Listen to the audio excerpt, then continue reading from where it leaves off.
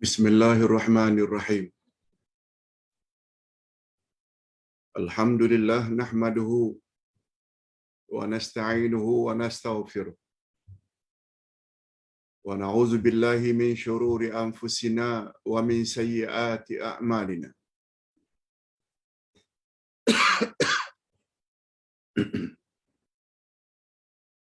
Man yahdihillahu fala mudilla lahu wa man yudlil fala hadiya lahu.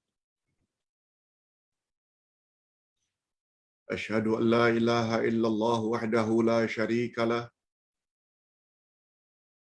wa asyhadu anna Muhammadan abduhu wa rasuluh la nabiyya ba'dah.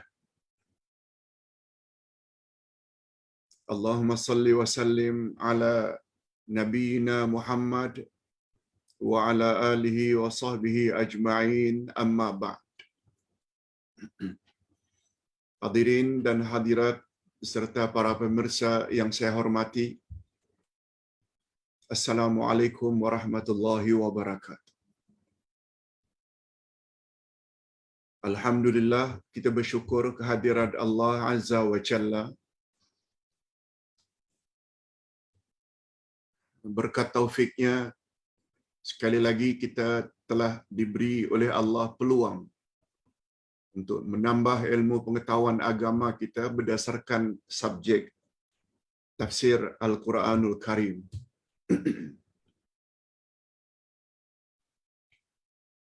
Seperti biasa, pagi ini kita akan isi dengan 3 sesi. Sesi yang pertama membahas tentang topik pada pagi ini, yaitu hukum riba dan akibatnya. Riba, apa akibatnya? Apa resikonya orang yang makan riba?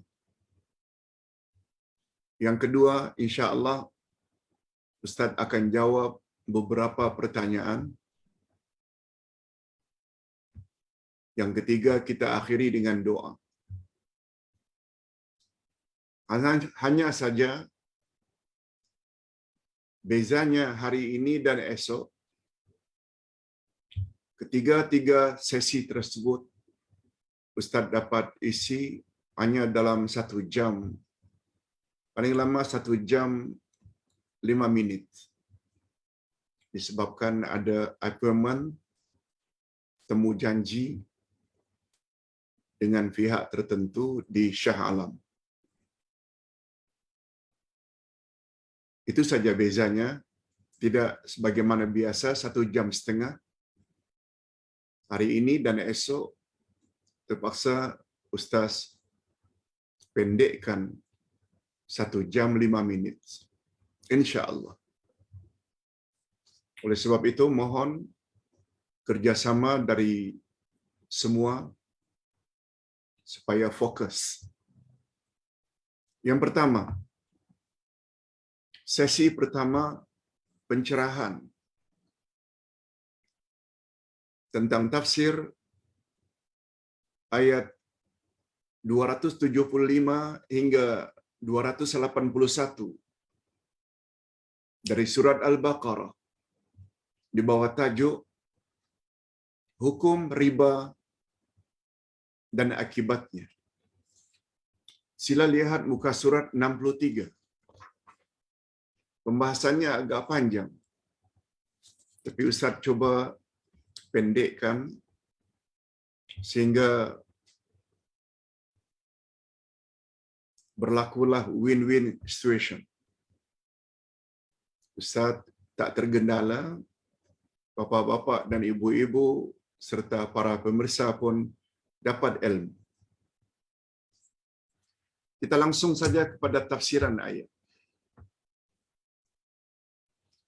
Pada ayat-ayat sebelum ini, yaitu sesi sebelum ini, Allah telah menyebut tentang sedekah dan fadilatnya.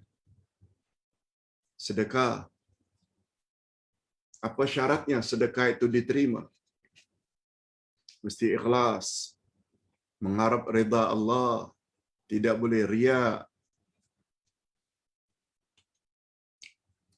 Sedekah ditolak, tidak diberi pahala. Bila sedekah itu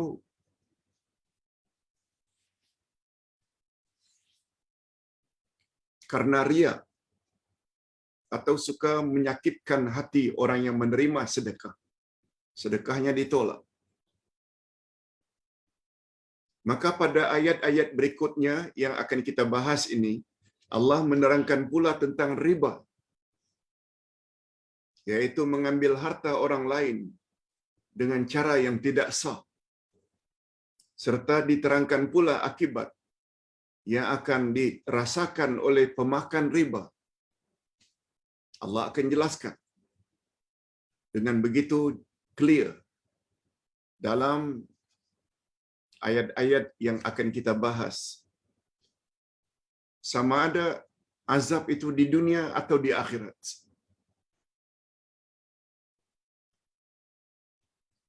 Kalau kita tahu hukum riba, kita takut.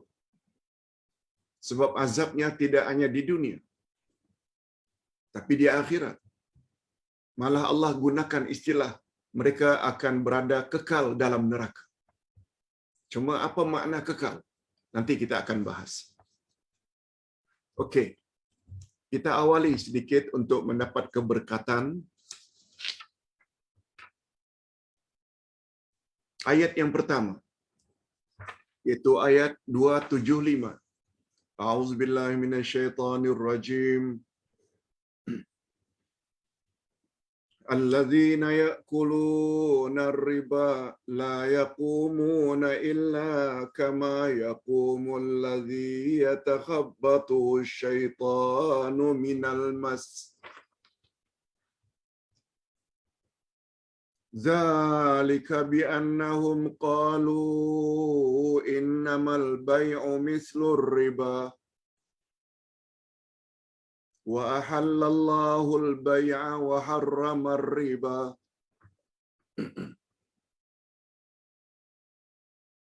Terjemahannya, orang-orang yang makan atau mengambil riba tidak dapat berdiri melainkan seperti berdirinya orang yang kemasukan syaitan. Orang seperti berdirinya orang yang kena rasuk syaitan lantaran tekanan penyakit gila. Keadaan mereka yang demikian itu adalah disebabkan karena mereka berkata atau mereka berpendapat sesungguhnya jual beli itu sama saja dengan riba. Kata mereka, jual beli tujuannya untuk mendapat keuntungan, riba juga untuk mendapat keuntungan. Apa bezanya? Sama saja. Padahal Allah telah menghalalkan jual beli dan Allah mengharamkan riba. Begitu clear ayat tentang pengharaman riba dan tentang halalnya jual beli. Jual beli lain, riba lain. Ustaz ingin jelaskan secara bebas, orang yang makan riba ini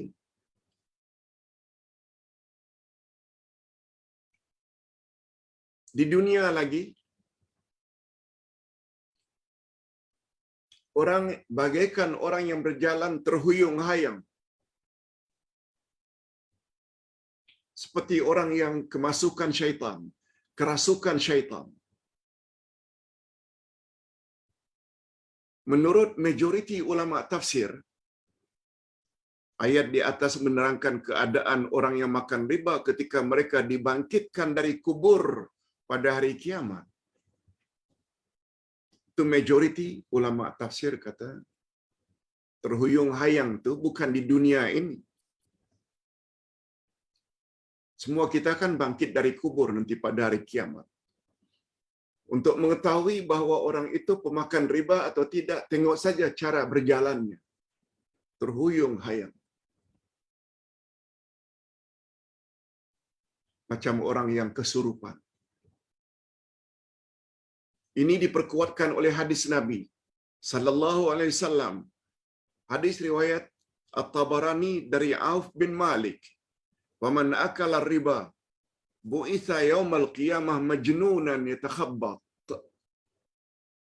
Sesiapa yang makan riba, kelak dia akan dibangkitkan pada hari kiamat dalam keadaan gila, seperti orang yang kemasukan syaitan.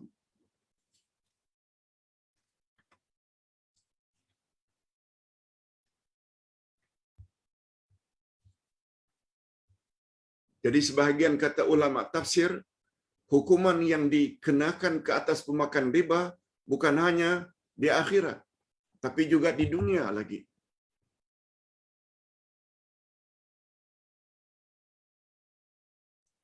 Jiwa mereka tidak akan tenang. Orang yang makan riba hidupnya tidak pernah tenang dan jiwa tidak akan tenteram. Karena makan duit riba. Akibatnya mereka tidak mampu membezakan antara yang halal dengan yang haram. Di dunia lagi.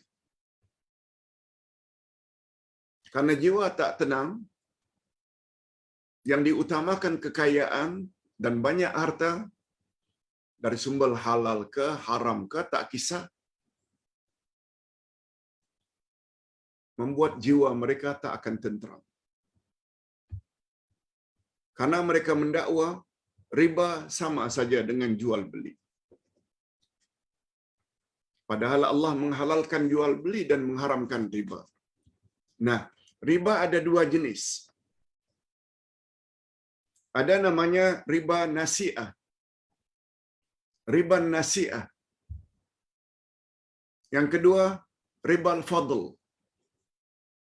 Riba nasi'ah ini yang haram.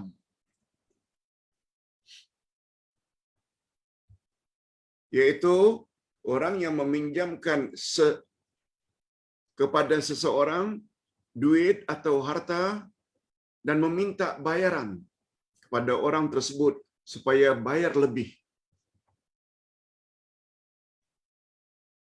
Kalau dia meminjam untuk 3 bulan ke atau 1 tahun, bagi RM1,000, minta balikkan dalam 3 bulan 1,300 atau 1,500. Kalau 1 tahun umpamanya sampai 2,000. Itu namanya riba nasi'ah. Yang kedua riba al-fadl, yaitu berjual beli dengan barang yang serupa, mungkin dalam istilah barter trade. Barang dengan barang yang serupa, korma dengan korma, gandum dengan gandum, beras dengan beras, emas dengan emas, sejenis, tapi dengan berat yang berbeza, dengan timbangan yang berbeza. Nah, riba al-fadl ini juga kata ulama hukumnya haram, tapi tidaklah seberat yang pertama. Malah yang kedua ini ada pendapat yang mengatakan boleh. Emas kan ada macam-macam, berapa karat. Kurma ada yang baik, ada yang kurang baik. Gandum ada yang bermutu tinggi, ada yang tidak bermutu tinggi. Beras hancur atau beras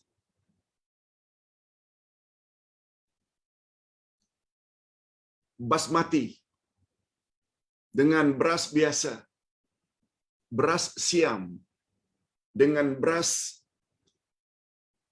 A1,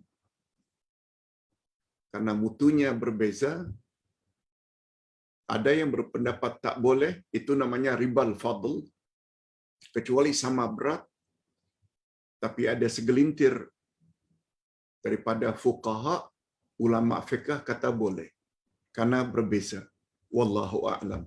Pembahasan itu boleh kita lihat di dalam ilmu fiqh. Ini sekedar tafsir. Tapi riba nasi'ah tadi tetap haram hukumnya. Mengapa menjadi haram riba, Pak Ustaz? Nanti kita akan jelaskan. Pertama sekali, orang yang terlibat diancam neraka.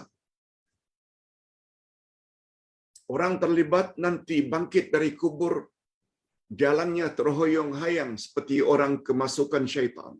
Semuanya itu memberi isyarat bahwa perbuatan tersebut adalah haram. Ditambah pula, diancam oleh Allah, mereka masuk neraka kekal abadi. Nanti kita akan sebut. Kita teruskan dengan sambungan ayat. فَمَنْ جَاءَهُ مَوْعِظَةٌ مِّن رَّبِّهِ فَانْتَهَى فَلَهُ مَا سَلَفَ وَأَمْرُهُ إِلَى اللَّهِ وَمَنْ عَادَ فَأُولَئِكَ أَصْحَابُ النَّارِ هُمْ فِيهَا خَالِدُونَ. Artinya, orang-orang yang telah sampai kepadanya larangan daripada Tuhannya, yaitu larangan riba, dah sampai dah dengar dah, lalu terus berhenti, dia tidak lagi mengambil riba, maka baginya apa yang telah diambilnya dahulu sebelum datangnya larangan. Tak mengapa, dulu tak apa, karena tak tahu hukum. Dan urusannya terserah kepada Allah. Karena begitu dapat larangan, dia langsung berhenti. Yang dulu-dulu itu tidak haram baginya.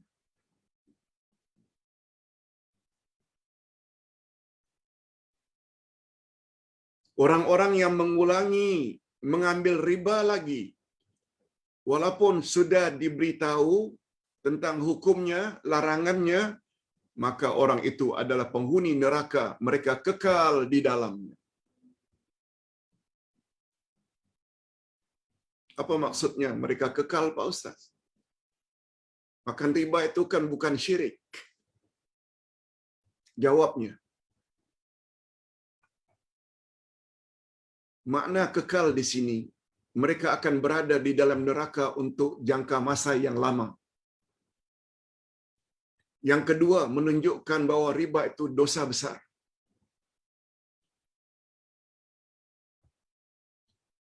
Dia sama dengan firman Allah pada ayat yang lain. Siapa yang makan harta pusaka secara curang, tidak ikut faraid,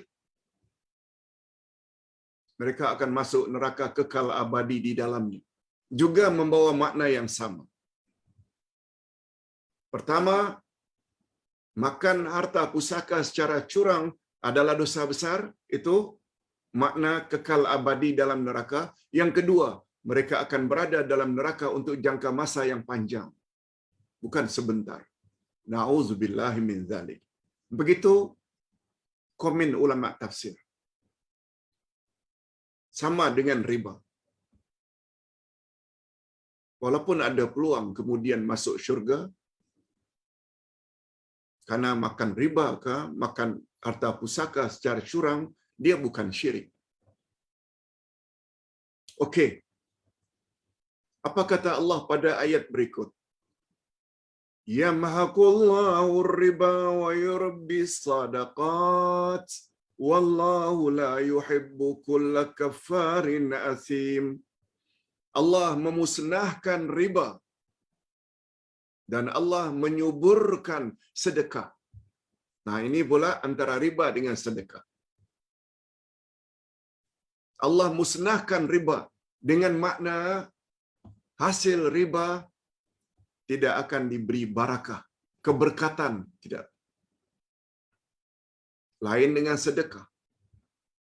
Allah suburkan sedekah, maknanya di dalam sedekah terdapat keberkatan hidup. Dan Allah tidak menyukai setiap orang yang tetap dalam kekafiran dan selalu berbuat dosa. Kekafiran maknanya tetap ingkar walaupun dilarang. Kemudian Allah Subhanahu wa taala sebut tentang golongan yang taat. Begitu diberitahu riba itu haram, langsung berhenti. Apalagi dalam konteks Malaysia, dalam konteks Indonesia, hari ini kita sudah ada alternatif. Kita sudah ada pilihan. Karena ada bank Islam. Karena ada bank muamalat. Di bank-bank konvensional pun ada peruntukan. MyBank, Public Bank, CIMB, ada kaunter Islamic loan. Ambil pinjaman tapi ikut cara Islam. Kita sudah ada alternatif. Kita sudah ada pilihan. Oleh sebab itu, tinggalkan konvensional, yaitu pinjaman yang mesti bayar riba. Kita sudah ada pilihan. Walaupun dalam bank-bank bukan bank Islam, sebab sudah ada peruntukan pinjaman ikut cara Islam. Usahakan sebagai tanda kita ada azam untuk menyelamatkan diri. Itu sebabnya pada ayat berikut Allah kata, Innal ladzina amanu wa amilus salihat wa aqamus salata wa atawuz zakah lahum ajruhum 'inda rabbihim wa la khaufun 'alaihim wa la hum yahzanun. Cuba dengar baik-baik. Ini yang Ustaz kata, Quran penuh dengan pedoman. Quran penuh dengan petunjuk. Quran penuh dengan bimbingan. Cuma untuk mendapat bimbingan Quran, kena belajar tafsir. Bukan setakat baca. Macam mana anda ikut? Kalau apa yang kita baca kita tak faham. Sesungguhnya orang-orang yang beriman, satu, mereka melakukan amal saleh. Dua, mereka mendirikan salat. Mereka mengeluarkan zakat. Bagi mereka ganjaran dari sisi Tuhan mereka. Mereka tidak perlu takut dan mereka tak perlu bersedih hati. Ada 4 perkara. Kalau kita ingin selamat, perlu buat 4 perkara. Bila kita mau terhindar dari neraka. Iman. Iman dengan maksud yakini, lalu kita laksanakan dalam hidup. Bukan namanya iman, sekedar percaya. Lakukan amal saleh. Tinggalkan larangan. Yang paling utama, salat dan zakat. 4 perkara itu, Allah menjamin jika 4 sifat tersebut benar-benar dimiliki oleh orang yang dulunya pemakan riba. Sekarang dia ada 4 perkara. Pertama, iman. Ini yang Ustaz selalu sebut-sebut. Utamakan akidah. Akidah itu sama dengan iman. Baru syariat. Syariat itu amal saleh. Amal saleh yang paling utama adalah salat dan zakat. Orang yang dulunya pernah makan riba tetapi telah berubah, maka jiwa mereka akan tenteram. Allah yang janji. Yakinilah janji Allah. Sebab Allah tidak pernah mungkir janji. Mereka tak perlu takut. Ustaz pernah jelaskan beza takut dengan sedih. Takut menyangkut perkara future. Sakaratul maut, future kita. Bangkit dari kubur, future kita tidak terhuyung-hayang macam orang yang kesurupan. Timbang menimbang amalan itu future kita. Kekal dalam neraka karena makan riba itu future kita. Tak perlu takut itu semua. Bila 4 perkara tadi kita miliki. Walahum yahzanun. Dan mereka tidak perlu bersedih hati terhadap masa silam. Alhamdulillah, dulu saya segera meninggalkan riba. Mereka akan sedih nanti di akhirat. Ya Allah, mengapa ya sudah tahu masih lagi terlibat dengan riba? Padahal ada choice untuk memilih pinjaman-pinjaman yang tidak memakai riba. Menyesal. Mengapa ya dulu? Mengapa yang dulu? Sesal dahulu pendapatan. Sesal kemudian tidak berguna. Di sini perlunya kita belajar tafsir.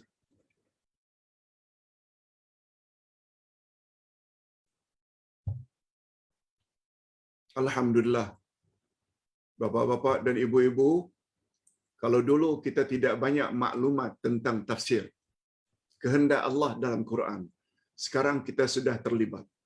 Teruskan. Ada lagi. Ini baru juz 3. Masih banyak lagi. 20 juz lebih lagi yang kita masih belum tahu. Kemudian apa kata Allah kepada orang beriman? Ya ayyuhalladzina amanu taqullaha wa dharu ma baqiya minar riba in kuntum mu'minin. Orang-orang yang beriman, bertakwalah kamu kepada Allah dan tinggalkanlah sisa-sisa riba yang belum kamu pungut. Jika kamu orang-orang yang beriman. Maksudnya, bila kita dah terlanjur dulunya, ada orang pinjam pada kita.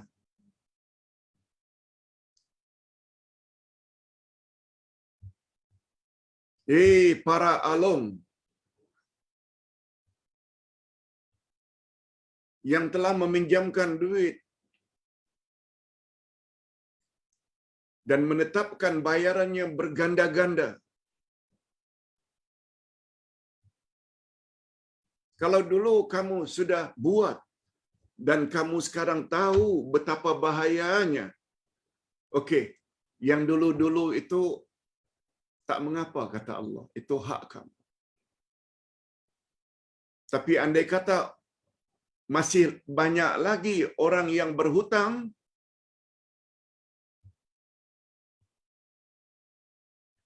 hendaklah kamu lupuskan. Tetapi kamu ada hak untuk mengambil modal yang kamu telah pinjamkan kepada mereka. Itu maksudnya.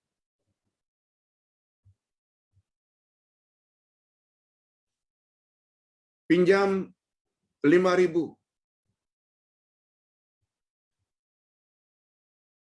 Bayar 7.000. Kemudian tambah lagi masa. Dinaikkan lagi jadi 10.000. Asalnya 5.000. Dengan riba jadi 7.000. Orang yang berhutang minta masa. Lalu ditambah lagi masanya dengan penambahan hutangnya jadi 10.000, 15.000, 20.000. Penambahan-penambahan itu jangan kamu ambil. Tapi 5.000 yang kamu pinjam itu tetap menjadi hak kamu.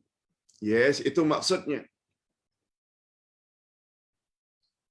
Orang beriman macam itu. Orang beriman dia tak akan buat lagi. Sebagaimana sabda Nabi, la yazni zani hina yazni wa huwa mu'min. Tidak akan berzina orang yang berzina kalau dia orang yang beriman.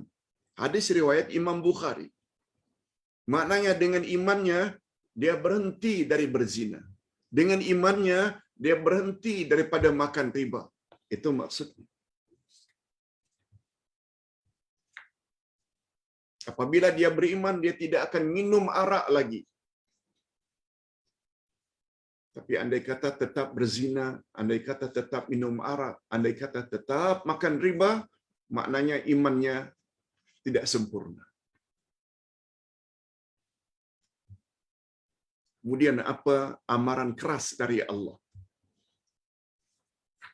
Fa illam taf'alu fa'zanu biharbin minallahi wa rasulih wa in tubtum falakum ru'usu amwalikum la tazlimuna wa la tuzlamun. Nah, apa pula maksudnya? Ini khas pula untuk orang yang degil. Orang yang punya sifat seperti Yahudi. Sami'na wa asaina. Kami dengar, tapi kami tak mau ikut. Apa kata Allah? Memberi amaran keras. Maka jika kamu tidak mengerjakan atau meninggalkan sisa riba itu, masih lagi kamu teruskan, maka ketahuilah bahwa Allah dan Rasul-Nya akan memerangi kamu. Allah dan Rasul akan perangi kamu. Bukan manusia. Allah yang maha kuat. Rasul, insan yang paling baik, memerangi kamu. Apa maksud?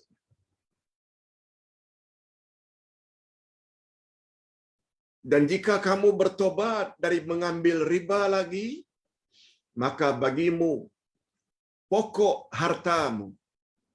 Kamu tidak menganiaya orang lain dengan terus memungut riba, dan kamu juga tidak akan dianiaya sebab kamu masih lagi halal dengan pokok yang kamu pinjamkan. Sebagai contoh 5.000 tadi. Tidaklah Allah katakan, itu pun kamu tak layak. No. Allah tidak zalim. Itu maknanya dia tidak dizalimi. Tapi dengan syarat, dia juga jangan menzalimi orang lain. Itu sebabnya riba-riba yang telah disepakati itu lupuskan. Jangan ambil. Yes, itu maksudnya. Dalam ayat ini, nada larangan memakan riba sudah bersifat ancaman keras terhadap pemakan riba yang sudah mengetahui larangannya tetapi masih terus melakukannya. Ini berarti mereka termasuk ke dalam golongan orang yang tidak mengindahkan larangan Allah. Oleh itu Allah menyamakan mereka dengan orang-orang yang memerangi agama Allah, dan orang yang memerangi agama Allah akan diperangi oleh Allah dan Rasul. Na'udzubillahi min dzalik. Kita berdoa pada Allah, mudah-mudahan kita diberi oleh Allah kekuatan untuk menjauhkan riba sejauh-jauhnya. Tetapi jika mereka bertobat, apa makna tobat? Kembali kepada ajaran Allah. Tinggalkan riba. Menghentikan perbuatan riba. Maka mereka boleh memiliki modal tanpa dikurangi sedikit pun. Tetap menjadi hak kita. Sebab Allah bukan saja melarang mereka menganiaya orang lain, yaitu mengambil riba, tetapi juga melarang mereka dianiaya, yaitu dengan mengharamkan modal asal milik mereka. Ambil, tak ada jadi masalah. Tapi hanya modal.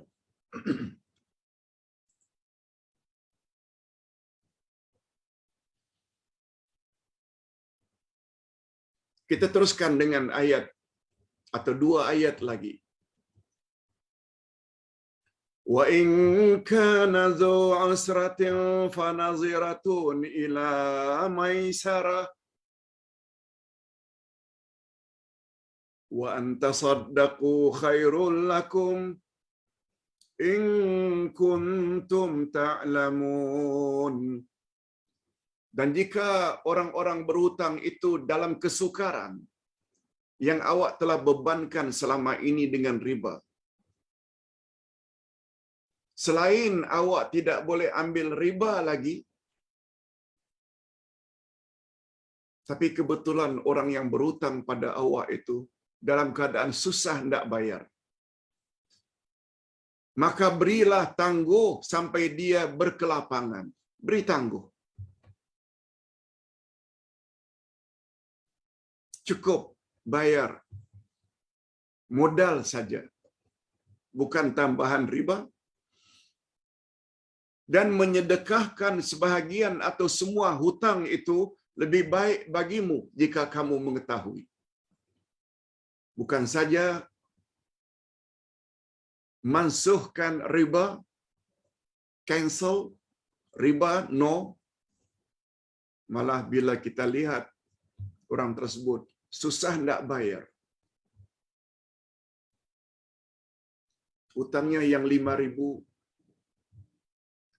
suruh saja bayar 3.000, atau dilupuskan semua. Tak payah bayarlah karena kamu susah. Itu adalah lebih baik bagimu. Allah yang sebut. Allah yang offer.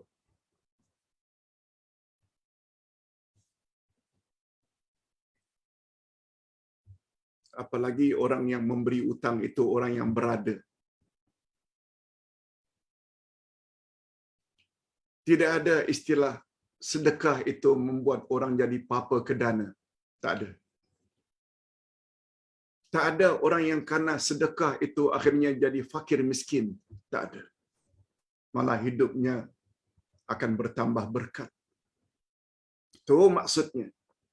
Dalam ayat ini Allah menyuruh orang yang memberi hutang supaya bersabar dalam menangguhkan hutang itu. Kalau orang yang berhutang berada dalam kesusahan dan belum mampu membayar hutang kepadanya. Ini sangat berbeza dengan keadaan ketika zaman jahiliyah. Malahan andai kata dilupuskan supaya hutangnya, dilupuskan saja hutangnya atau disedekahkan, itu adalah lebih baik baginya sekiranya kita benar-benar mengetahui kelebihannya. Semua kita tahu Allah menyebutkan dalam Al-Quranul Karim bahwa orang yang sedang naza', nyawanya akan dicabut, ajalnya akan tiba, mereka sangat menyesal. Sangat menyesal karena apa? Bukan karena tidak salat, bukan karena tidak haji, bukan karena tidak puasa. Bukan. Karena dulu ketika masih hidup tidak banyak bersedekah. Lihat ayat 10. Surat Al-Munafiqun. Wa anfiqu mimma razaqnakum min qabli an ya'tiya ahadakumul maut fayaqul laula akhartani ila ajalin qarib fa asaddaqa wa akum minas salihin. Nafkahkanlah sebahagian hartamu pada jalan Allah. Jangan jadi seperti orang yang apabila ajal dah dekat, lalu dia minta, lalu dia berkata, oh Tuhan, tolong delay, tolong tangguhkan kematianku sebentar saja, supaya aku boleh bersedekah dan beramal saleh. Ayat 10, surat Al-Munafiqun. Jangan jadi macam itu. Sebab itu kita orang yang berada, kalau nampak ada orang yang kesusahan, apalagi dari kalangan family, kaum kerabat. Lupuskan saja. Hati mereka senang, kita pun tenang. Sebab Nabi Muhammad sallallahu alaihi wasallam bersabda, barang siapa yang melapangkan hati seseorang, barang siapa yang menyenangkan hati seseorang di dunia, Allah akan senangkan hatinya di dunia dan di akhirat. Allahu akbar. Hadis sahih riwayat Imam Muslim. Nah, kita sampai ke bahagian yang terakhir. Wattaqu yawman turja'una fihi ila Allah.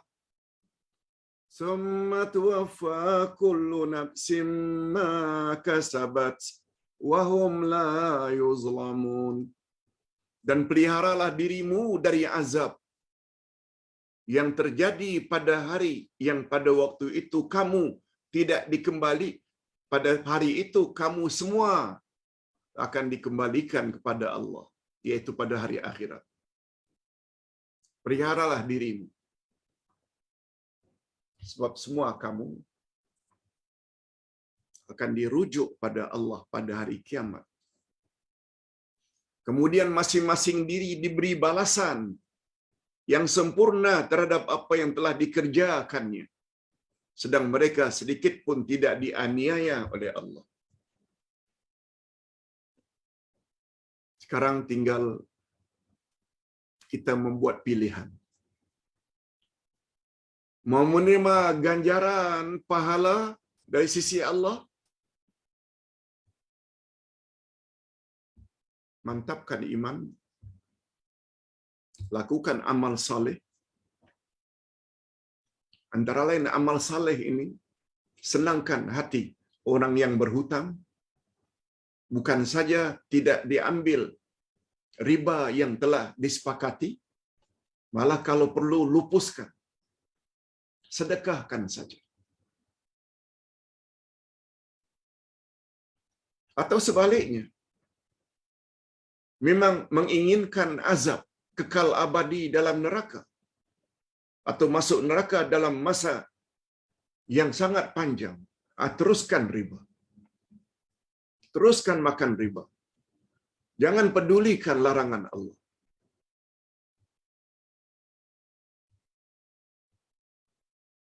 Kalau tidak hebat sangat, buatlah. Sekarang barangkali tak begitu nampak, tapi di akhirat nanti akan jelas. Ini kata-kata Allah.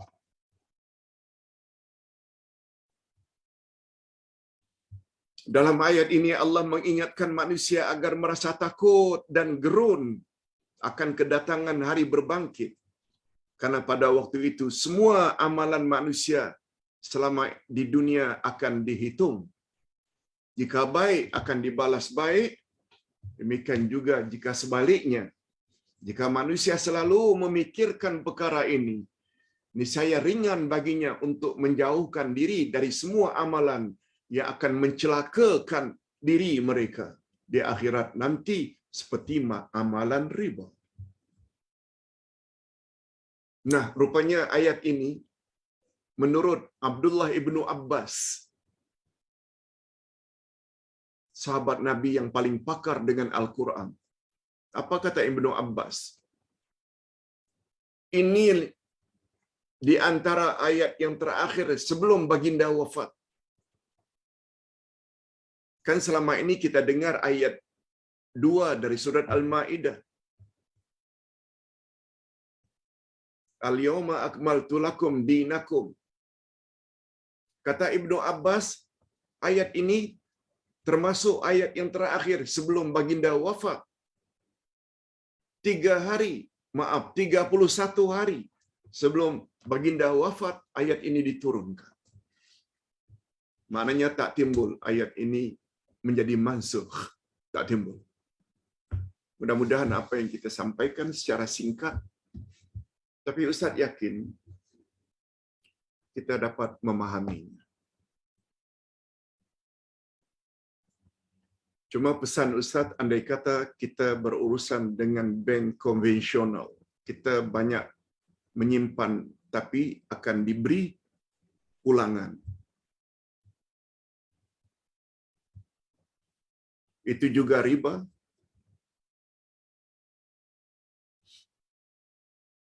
Jangan kita lupuskan duit riba itu. Sebab ulama fiqh mengatakan menyalurkan duit ini ada dua cara.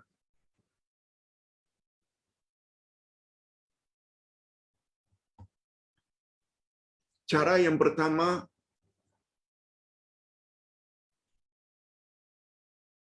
namanya takarrub. Takarrub ini mendekatkan diri kepada Allah. Kita dapat income yang halal, lalu kita sedekahkan, kita wakafkan, kita infak, kita sumbang untuk pembinaan masjid, untuk rumah anak yatim, untuk itu namanya takarrub. Dari kata qurbah, mendekatkan diri pada Allah. Duit halal, income halal, salurkan di jalan Allah. Itu namanya takarrub. Satu lagi, duit haram. Atau duit ragu-ragu. Syubhat antara halal dan haram. Kita juga salurkan. Menyalurkan yang kedua ini namanya takhallus. Takhallus sekedar melepaskan. Tidak mengharap pahala dari Allah. Takhallus, tak salah. Jangan duit itu dibakar. Jangan tinggalkan di bank. Ambil. Kalau tidak tahu kemana mau digunakan, serahkan pada ustaz. Tapi dengan syarat, beritahu, ini duit riba Pak Ustaz. Ini duit syubhat Pak Ustaz. Sebab para ulama kata, duit itu kita masih boleh lagi gunakan untuk jalan-jalan kepentingan orang ramai. Buat jalan raya, buat sumur, perigi, buat tandas awam. Boleh. Jangan dilupuskan. Lihat betapa pentingnya majlis ilmu. Dengan adanya ilmu, membuat kita tahu apa yang patut kita buat dalam hidup. Okey, Ustaz kira cukup sampai di sini untuk membolehkan kita masuk ke sesi yang kedua, iaitu soal jawab. Soal jawab pula nampaknya sangat banyak terkumpul, iaitu 7 soalan. Ustaz cuba jawab secara ringkas saja.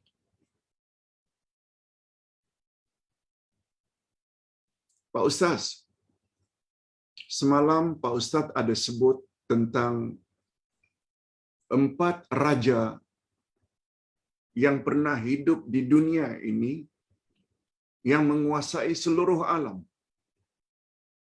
Ustaz kata 2 Islam dan 2 lagi kafir. Ustaz dah sebut 2 Islam, iaitu Sulaiman, Nabi Sulaiman dan Zulkarnain. Zulkarnain ini sebagaimana dalam surat Al-Kahfi. Cuma ketika menyebut 2 lagi yang kafir, Pak Ustaz baru sebut Namrud, yang dipanggil juga dengan Sahibun Nari wal Ba'udah, Raja Api dan Raja Nyamuk, karena dia azab Nabi Ibrahim melempar baginda ke dalam api. Yang kedua, dia mati disebabkan dengan seekor nyamuk yang masuk ke hidung. Cuma Ustaz lupa sebut satu lagi. Jawabnya, yang satu lagi itu namanya Bakhtansar. Siapa Bakhtansar, Pak Ustaz? Bakhtansar ni hidup 632 tahun sebelum kelahiran Isa. Dia adalah raja yang zalim. Dia adalah raja yang zalim yang memerintah di kawasan Iraq hari ini, atau Babylon. Dia sangat gagah, dia punya askar yang ramai sehingga menguasai dunia. Namanya Bakhtansar.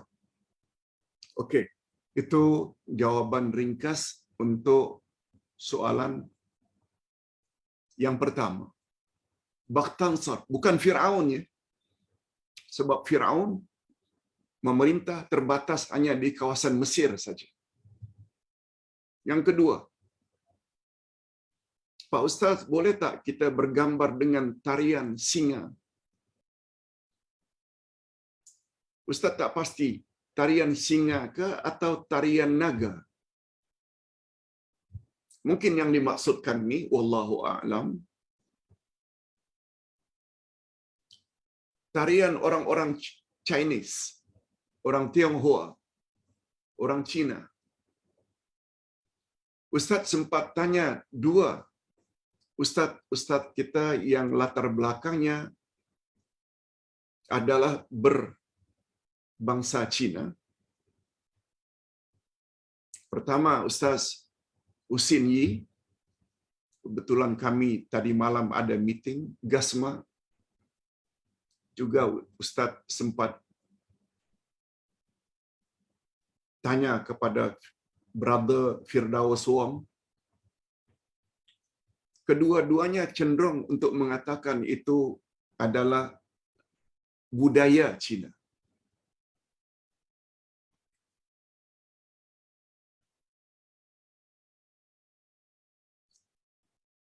Itu hanya seni tarian Cina untuk menyatakan rasa gembira.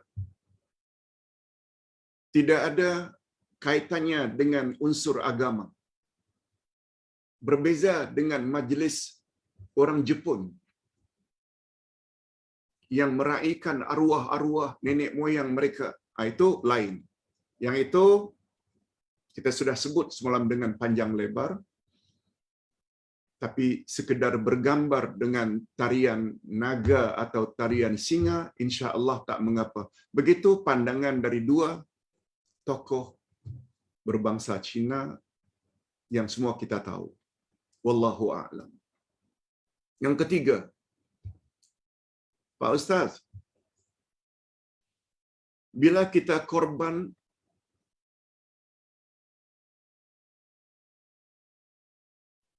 pahala dapat satu keluarga. Apakah yang dimaksudkan dengan satu keluarga juga dapat pahala? Apakah termasuk juga keluarga yang telah meninggal dunia, ibu bapa, anak-anak? Dalam hal ini para ulama berbeza pendapat. Ada yang mengatakan yang satu rumah sahaja. Tak kira berapa banyaknya. Ada yang mengatakan termasuk keluarga walaupun tidak satu rumah. Tapi dia adalah keluarga kita, anak kita, cucu kita. Ada yang mengatakan yang hidup saja, dan ada pula juga termasuk yang sudah meninggal dunia. Nah, dalam bab perbezaan pendapat ini, bagus kita tidak usah terlalu detail. Yang mustahak, satu orang korban, keluarga semua dapat.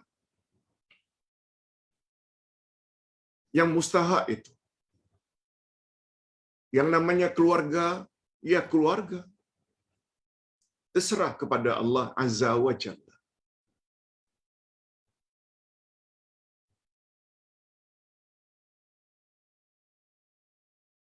Yang keempat, betulkah Ustaz, jika seseorang tidak bayar bil air yang mesti dibayar kepada pemerintah, maka salatnya tidak diberi pahala oleh Allah sebab dia menggunakan air tersebut untuk uduk lalu salat.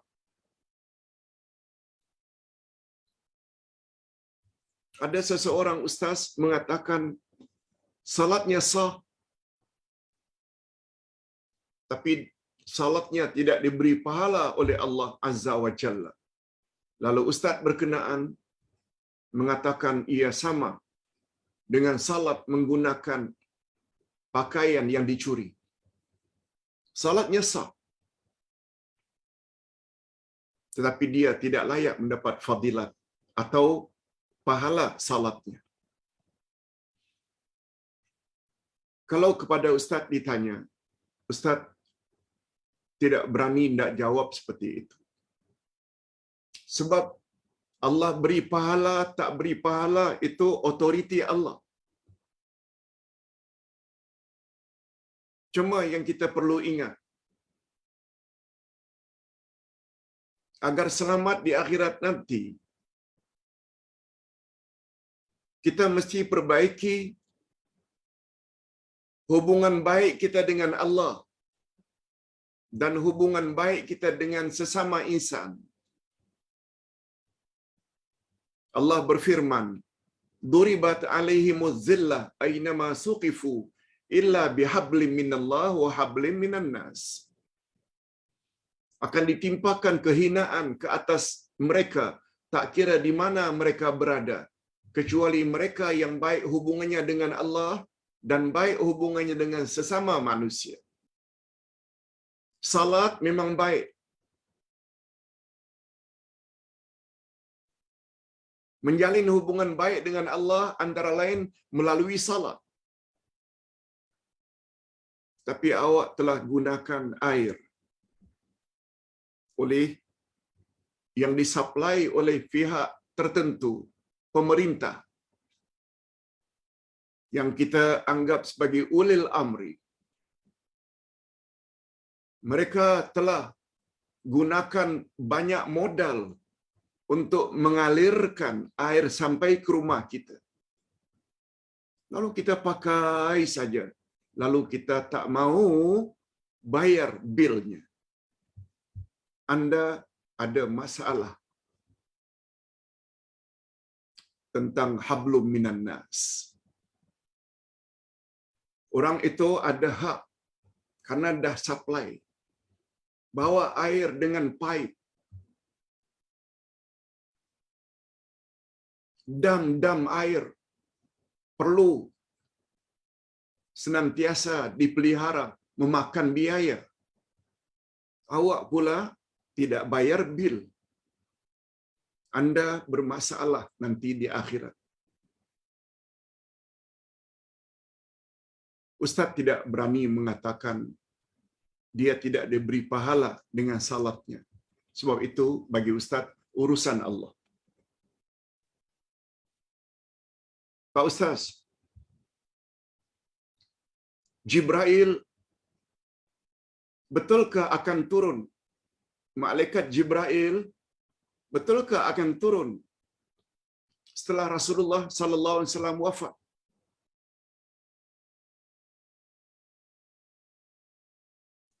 Ustaz dikirim satu video yang bunyi video itu seorang ustaz mengatakan, pernah terjadi dialog antara Nabi Muhammad sallallahu alaihi wasallam dengan malaikat Jibril yang menurunkan wahyu, yang membawa wahyu kepada baginda. Pertanyaan baginda, "Wahai Jibril, apakah engkau nanti akan turun lagi setelah aku wafat?" Jibril jawab, "Ya." "Untuk apa kau turun setelah aku sudah wafat? Wahyu sudah tidak wujud lagi untuk diturunkan kepada Nabi sesudahku, sebab aku Rasul terakhir." Jawab Jibril, "Aku diturunkan oleh Allah untuk mengangkat 10 mutiara.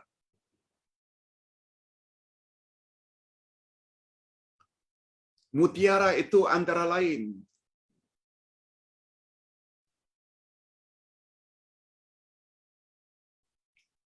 al-barakah, keberkatan, aku akan tarik. Itu mutiara pertama. Al-mahabbah, kasih sayang, sifat kasih sayang. Asyafaqah hampir sama dengan al-mahabbah. Yang keempat, aku akan angkat keadilan daripada pemimpin. Yang kelima, aku juga akan angkat rasa malu dari kaum wanita. Yang keenam, aku juga akan angkat sifat sabar. Begitulah sampai 10. Jamaah tanya, Pak Ustaz, sahih ke riwayat itu? Ustaz coba cari melalui orang-orang yang pakar hadis. Jawaban mereka pada umumnya la aslalah. Itu bukan hadis. Itu bukan hadis.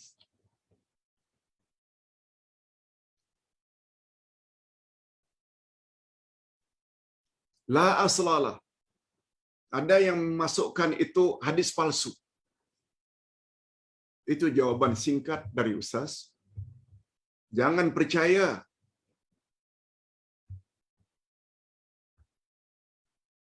terhadap riwayat tersebut dan tolong jangan disebar-sebarkan. Itu bukan hadis. Seterusnya pertanyaan yang keenam.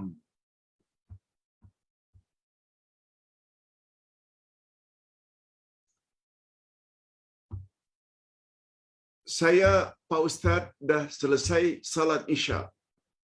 Tak sempat buat ba'diyah karena ada ceramah. Menghadiri ceramah. Boleh tak saya tangguhkan? Boleh tak saya tangguhkan?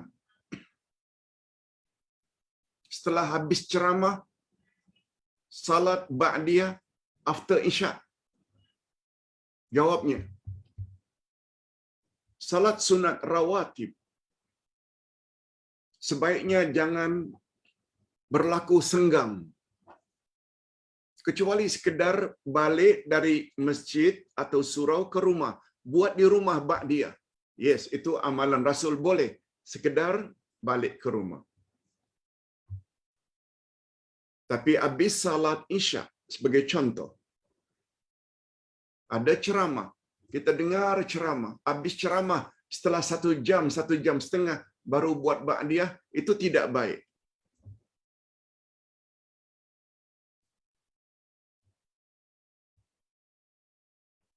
Tidak ada salahnya kita berdiri agak ke tepi, dekat dinding, buat ba'diyah.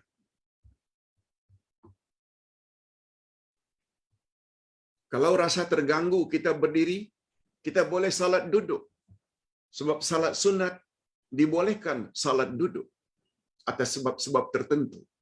Takut mengganggu orang ramai. Kalau berdiri pun tak mengapa sebenarnya.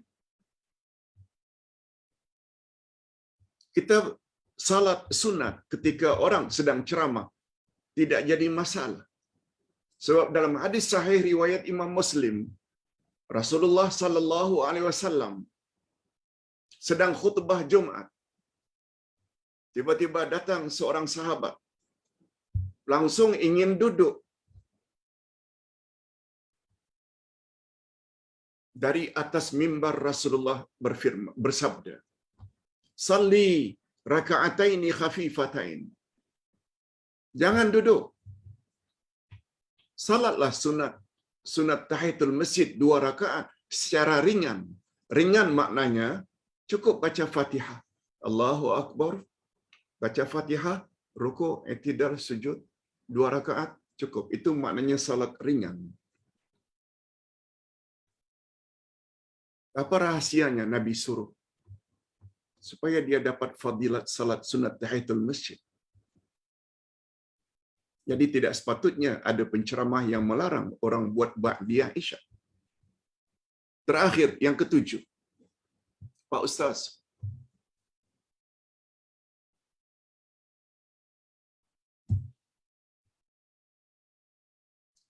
mak saya sakit demensia atau Alzheimer. setengah orang sebut pikun atau nyanyuk. Mak saya lupa urus diri untuk mandi, untuk makan, minum, buang air. Segala-galanya mesti kami buat. Tapi bila saya cek, bacaan Fatihahnya bagus. Tahiyatnya bagus. Dia masih ingat. Lalu saya pun, saya tolong beliau salat dengan mengajarnya bergerak begini, baca ini. Saya tolong. Uduk juga saya tolong. Saya buat demikian sesuai dengan fatwa yang dikeluarkan oleh Mufti Wilayah Persekutuan. Beliau tak sebut mufti sekarang ke atau mufti lama. Pokoknya Mufti Wilayah Persekutuan kata buat macam itu. Saya buat. Tapi sayangnya keluarga saya termasuk ayah berkata, makmu sudah tidak lagi wajib salat dalam kondisi seperti itu. Apa pendapat Pak Ustaz? Hadirin dan hadirat, kalaulah mak masih ingat lagi Al-Fatihah, masih lagi ingat tahiyat, maknanya ingatannya masih lagi boleh. Masalah sesekali dia lupa, itu biasa. Ustaz cenderung kepada fatwa mufti tadi. Sebagai anak, bantu semampu yang boleh. Kalau dia memang tak boleh lagi fikir. Betul. Ketika itu tidak wajib lagi. Sebab syarat wajib salat adalah mukallaf. Mukallaf maknanya sudah sampai umur baligh. Nah, mak sudah 80 tahun barangkali. Tapi ingat, mukallaf ada syarat yang kedua, yaitu aqil. Akalnya waras. Sebab itu apabila mak sudah tak ingat langsung, memang tak wajib salat. Tapi kalau on off, Ustaz cenderung memberi pandangan ketika dia sedang sadar, ajarlah dia salat. Andai kata dia sedang tak sadarkan diri, jangan suruh dia salat. Sebab kewajiban salat itu bagi orang yang masih ingat. Wallahu a'lam. Mudah-mudahan ada manfaatnya. Sebelum Ustaz ikuti dengan doa, Ustaz ingin berpesan. Ustaz pernah war-warkan berita dari Madinah. Ada student Islamic University Madinah menawarkan kalau ada yang ingin buat badal haji, kami bersedia, kata mereka, untuk buat. Ada beberapa orang yang sudah masukkan duit ke akaun bank mereka,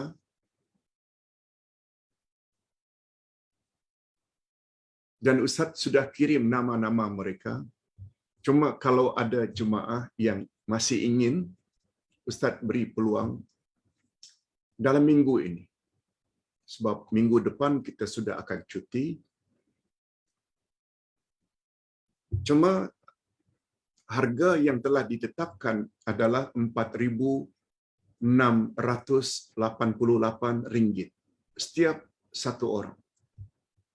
Kalau ada yang ingin minta Ustaz bantu sampaikan penama-penama tersebut, tolong kontak Ustaz dan Ustaz akan kirim akaun number mereka. Langsung masuk, jangan melalui Ustaz. Sebab ini hanya sekedar amanah. Alhamdulillah Rabbil wassalatu wassalamu ala asyrafil anbiya wal mursalin wa ala alihi wa sahbihi ajma'in. Ya Allah, ya Tuhan kami, ampunilah dosa kami dan dosa kedua ibu bapa kami, dan cucurilah mereka rahmat-Mu, ya Allah, sebagaimana mereka telah didik kami sejak dari kecil.